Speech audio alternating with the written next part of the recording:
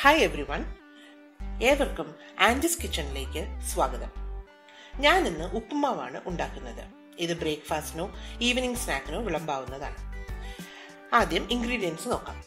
റവ ഞാനിവിടെ ഏകദേശം 2 കപ്പാണ് എടുത്ത് വെച്ചിരിക്കുന്നത്. ഇതാണ് ഞാൻ അളവെടുത്തിരിക്കുന്ന കപ്പ്.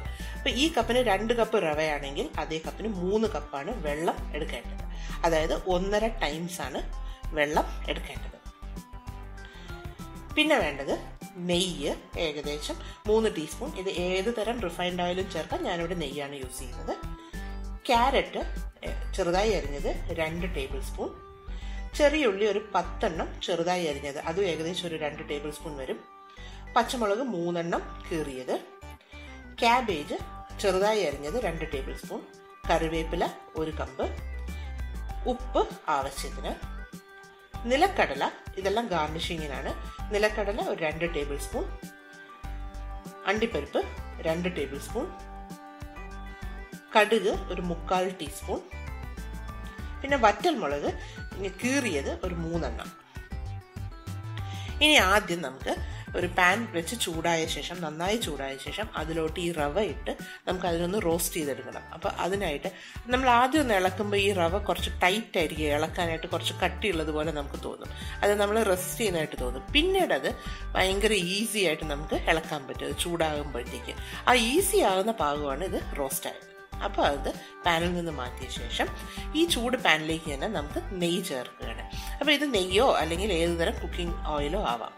നെയ്യാകുമ്പോൾ കുറച്ച് നല്ല ഫ്ലേവർ കിട്ടും നമ്മുടെ ഉപ്പുമാവിന്. അപ്പോൾ ഈ നെയ്യ് ചൂടായതിന് ശേഷം അതിലേക്ക് നമുക്ക് ആദ്യം അണ്ടിപ്പരിപ്പിട്ട് അതിനൊന്ന് റോസ്റ്റ് ചെയ്തെടുക്കാം. ഒരു ചെറിയൊരു ബ്രൗൺ കളറാകുമ്പോൾ, ഒരു ലൈറ്റ് ബ്രൗൺ കളറാകുമ്പോൾ നമുക്കതൊന്ന് എണ്ണയിൽ നിന്ന് മാറ്റാം. അതിനുശേഷം നിലക്കടല ചേർത്ത്, ഈ നിലക്കടല ഞാൻ ഓൾറെഡി റോസ്റ്റഡ് ആണ്, എന്നാലും ഈ നെയ്യുടെ ഫ്ലേവർ ഒന്ന് കിട്ടാൻ വേണ്ടിയിട്ട് നെയ്യിൽ ചെറുതായിട്ടൊന്ന് ചൂടാക്കി കൊടുക്കുക. അതിനെ നമുക്ക് ഈ അണ്ടിപ്പരിപ്പിൻ്റെ കൂടെ മാറ്റി വയ്ക്കാം. എന്നിട്ട് ഈ എണ്ണയിലോട്ട് നമുക്ക് കടുകിട്ട് അതിനെ നന്നായിട്ട് പൊട്ടിക്കുക.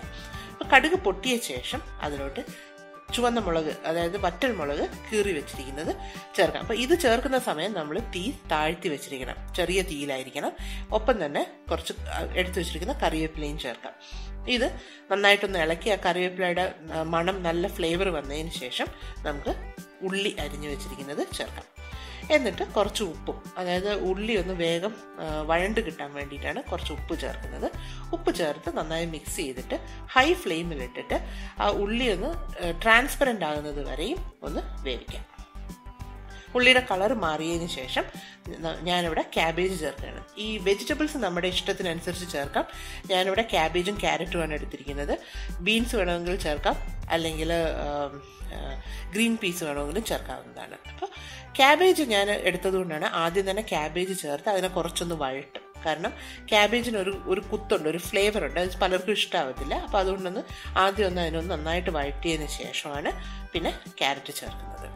അപ്പോൾ ഇങ്ങനെ കുറച്ചൊന്ന് വഴറ്റുമ്പോഴത്തേക്ക് ഇതിനാ ഒരു ഫ്ലേവർ കുറച്ചൊന്ന് കുറയും.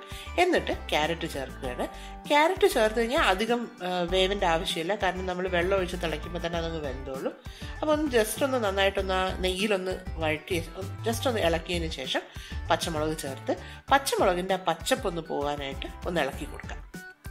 അതിൻ്റെ പച്ചപ്പ് പോയതിന് ശേഷം നമുക്ക് എടുത്തു വെച്ചിരിക്കുന്ന വെള്ളം, ഇപ്പം ഞാൻ നേരത്തെ പറഞ്ഞതുപോലെ 2 കപ്പ് റവയാണെങ്കിൽ 3 കപ്പ് വെള്ളം, അതായത് 1.5 ടൈംസ് വെള്ളമാണ് നമ്മൾ എപ്പോഴും ചേർക്കേണ്ടത്. അപ്പം ഞാനിവിടെ നേരത്തെ എടുത്തു വെച്ചിരിക്കുന്ന 3 കപ്പ് വെള്ളം ഇതിലോട്ട് ചേർത്ത് കൊടുക്കുക.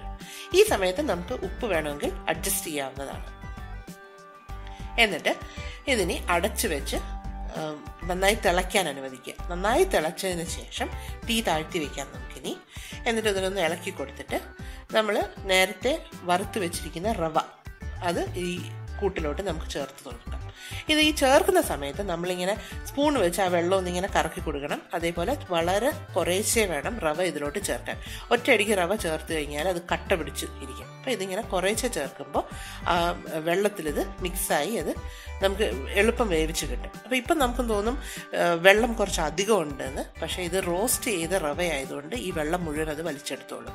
നമുക്കത് അവസാനം നല്ല ഡ്രൈ ആയിട്ട് തന്നെ നമുക്ക് ഉപ്പുമാവ് കിട്ടും. അപ്പോൾ ഇതേപോലെ മിക്സ് ചെയ്ത്, ഇപ്പോൾ ഹൈ ഫ്ലെയിമിലാണ് ഈ ചെയ്യുന്നതെല്ലാം തന്നെ. എന്നിട്ട് നന്നായിട്ടൊന്ന് മിക്സ് ചെയ്ത ശേഷം ഇതിനി ചെറിയ തീയിലോട്ടാക്കും, അതായത് മീഡിയം ഫ്ലെയിമിലോട്ട് ഇനിയാക്കും. ഇതിങ്ങനെ ഒന്ന് തട്ടിപ്പൊത്തി വെച്ചിട്ട് നമുക്ക് അടച്ച് വെച്ച് ഒരു 3 മിനിറ്റ്സ് വെക്കാം. അപ്പോൾ ഈ 3 മിനിറ്റ്സ് കഴിയുമ്പോഴത്തേക്ക് നമ്മൾ സ്പൂൺ വെച്ചൊന്ന് ഇങ്ങനെ തട്ടിക്കൊടുത്തു കഴിഞ്ഞാൽ നമുക്ക് കാണാം ചെറിയ കട്ടകൾ കാണാം. ആ കട്ടകളൊന്ന് ഉടച്ചു കൊടുത്തു കഴിഞ്ഞാൽ ആ വെള്ളം മുഴുവൻ അങ്ങ് വറ്റി വരും. അപ്പോൾ ഈ സമയത്ത് വീണ്ടും ഈ കട്ട ഉടയ്ക്കുന്ന സമയത്ത് വീണ്ടും നമുക്ക് ഹൈ ഫ്ലെയിമിൽ വെച്ചിരിക്കാം. അപ്പോൾ ഇപ്പോൾ ഏകദേശം നമ്മുടെ ഉപ്മാവ് റെഡിയായി കഴിഞ്ഞു. ഇപ്പോൾ കാണാം അത് നല്ല ഡ്രൈ ആയിട്ട് നമുക്കത് കട്ടയില്ലാതെ ഉടച്ച് കിട്ടിയിട്ടുണ്ട്. അപ്പം ഇങ്ങനെ ഇരിക്കുന്ന ഈ സമയത്ത് നമുക്ക് ഗാർണിഷിങ്ങിനായിട്ട് വെച്ചിരിക്കുന്ന കടലയും, അതായത് നിലക്കടലയും കശുവണ്ടിപ്പരിപ്പും ഇതിലോട്ട് ചേർത്ത് നന്നായിട്ട് ഇളക്കി കഴിഞ്ഞാൽ നമ്മുടെ ഉപ്മാവ് റെഡിയായി കഴിഞ്ഞു. സെർവിങ് പ്ലേറ്റിലോട്ട് മാറ്റി നമുക്ക് ബ്രേക്ക്ഫാസ്റ്റിനായിട്ടോ അല്ലെങ്കിൽ ഈവനിങ് സ്നാക്കായിട്ടോ കഴിക്കാവുന്നതാണ്. തീർച്ചയായും ഇത് ട്രൈ ചെയ്ത് നോക്കുക. Thank you for watching my video. Please subscribe and share it.